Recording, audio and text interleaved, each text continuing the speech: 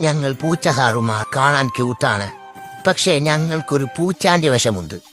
ഒന്നും ബാക്കി വെക്കാത്ത, പുറം ലോകം അറിയാത്ത ഒരു വശം. TV, കമ്പ്യൂട്ടർ സ്ക്രീനുകളാണ് ഞങ്ങൾ പ്രധാനമായും തകർക്കാറുള്ളത്. സ്ക്രീൻ അത് എത്ര ഇഞ്ചാണെങ്കിലും ഞങ്ങൾ അത് ഇഞ്ചപ്പരുവമാക്കും. ആപ്പിളോ മുന്തിരിയോ ഏത് മാങ്ങാത്തൊലിയായാലും ഞങ്ങൾ നശിപ്പിച്ചിരിക്കും. ഞങ്ങൾ എന്തിനാണ് ഇങ്ങനെ നശിപ്പിക്കുന്നതെന്ന് ചോദിച്ചാൽ നോ റീസൺ.